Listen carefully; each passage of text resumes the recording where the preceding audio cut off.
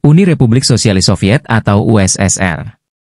Namun kita lebih mengenalnya sebagai Uni Soviet, merupakan sebuah negara sosialis yang remsi berdiri pada 30 Desember 1922.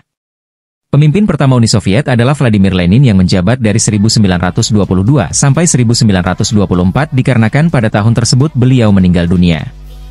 Lalu kepemimpinan Uni Soviet jatuh ke tangan Joseph Stalin yang dikenal sebagai pemimpin tangan besi. Oke, sebelum kita lanjut membahas para pemimpin Uni Soviet, kita bahas terlebih dahulu awal mula terbentuknya Uni Soviet. Sebelum terbentuknya negara atau pemerintahan Uni Soviet, sebetulnya ada kekuatan besar yang berdiri yaitu Kekaisaran Rusia atau Rusia Empire. Ya, Kekaisaran Rusia terlebih dahulu ada dan memimpin pemerintahan sebelum terbentuknya Uni Soviet. Jadi secara silsilah Kekaisaran Rusia sebagai kakek, Uni Soviet bapaknya dan Rusia anaknya.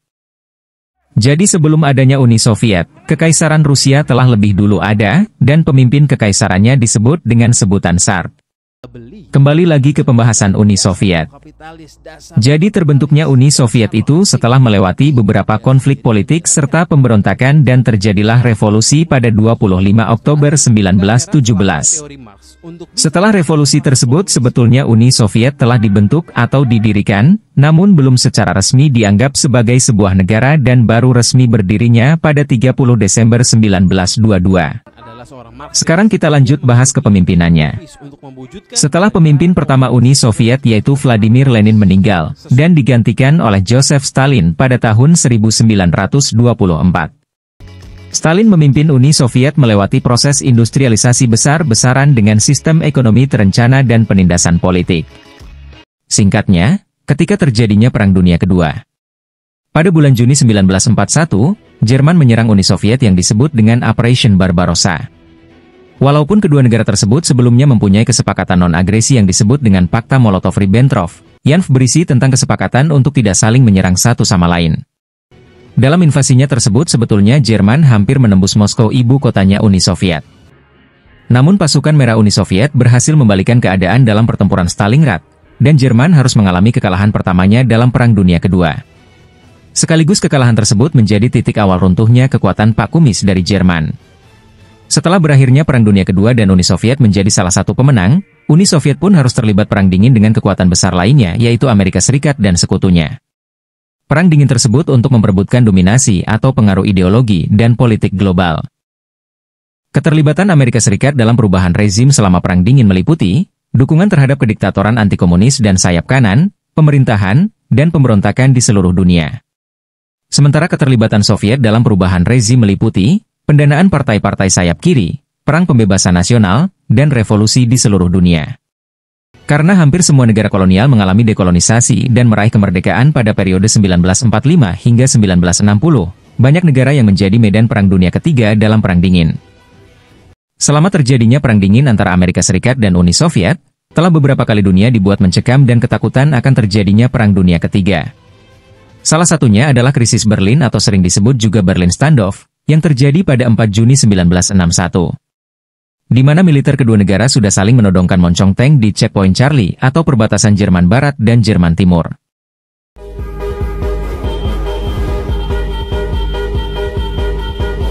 Selanjutnya pada 14 Oktober 1962 perseteruan kedua negara tersebut kembali memanas, dan lagi-lagi dunia dibuat tegang oleh kedua negara adidaya itu, dan kejadian ini disebut dengan krisis rudal Kuba.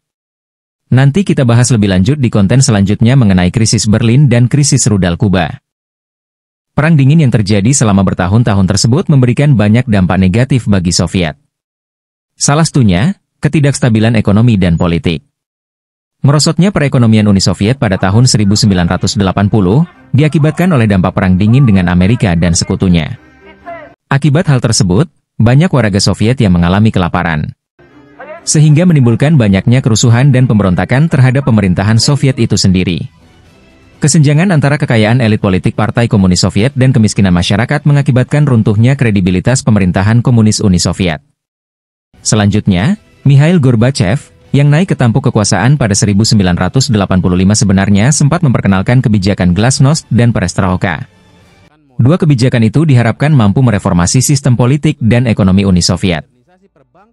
Namun, dua kebijakan itu justru ikut andil dalam membuat Uni Soviet semakin terpuruk. Hal itu diperparah dengan penanganan insiden nuklir Chernobyl pada 26 April 1986, yang buruk dan membuat rakyat kehilangan kepercayaannya. Ketidakstabilan politik dan ekonomi Uni Soviet pun membuka peluang bagi negara-negara yang tergabung dalam Blok Timur untuk memerdekakan diri. Dan akhirnya, pada 26 Desember 1991 Uni Soviet resmi bubar yang sekaligus mengakhiri Perang Dingin.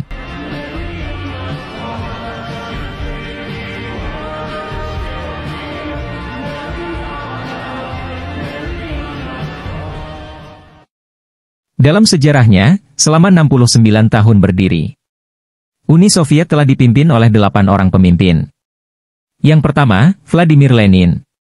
Memimpin dari tahun 1922-1924. Kedua, Joseph Stalin. Memimpin dari tahun 1924-1953. Ketiga, George Malenkov. Memimpin dari tahun 1953-1955. Keempat, Nikita Khrushchev. Memimpin dari tahun 1955-1964. Kelima, Leonid Brezhnev.